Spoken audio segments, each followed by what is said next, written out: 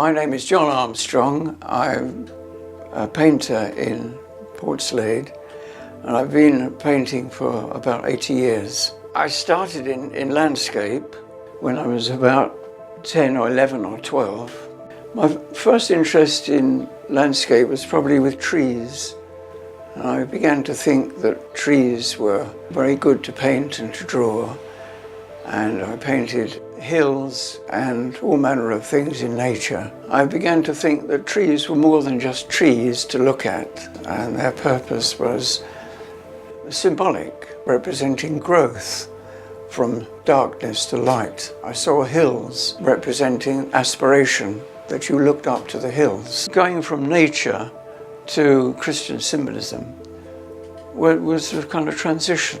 It's a way of communicating, like writing or music or speech. Even people who paint like still lifes, they might paint a wine bottle and a loaf of bread, thinking that it looks aesthetically good, but forgetting the Christian symbolism. A painter can reflect the world, but I think a Christian painter has to use another mirror to reflect Christ. Now, reflecting Christ doesn't always mean the standard picture of the image of Christ. For me, the abstract would be the meaning of Christ rather than his appearance. The early painters had to do the appearance of Christ as God and man because they were teaching to people who were ignorant.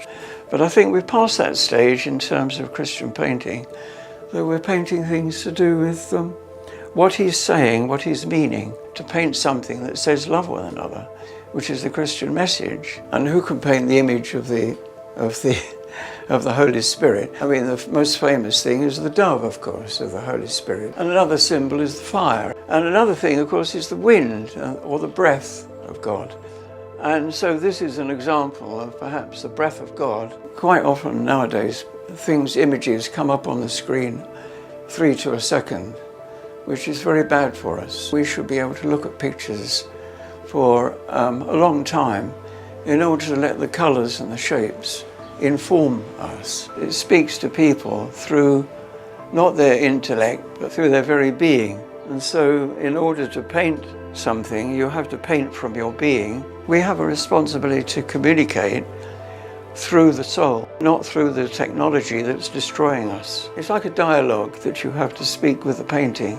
Your painting feeds your inner life, and your inner life feeds your painting. And if the painting is satisfactory, then it means that the vibrations of the painting respond to an inner vibration. And so the two become one. At that point, that you can declare the painting finished. But a painting is never finished, like life.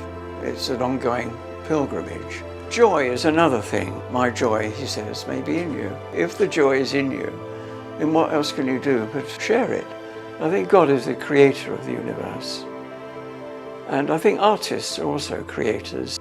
We are made in the image of harmony and truth and love and beauty. The landscape is an expression of God's creation, but also in painting it, you try and use the elements and the harmony of shapes and colours to reflect the harmony of nature, of creation itself. Hills and landscape aren't just pretty things to look at. They are messages from the Creator to say, hey, look, love one another. What else does nature say?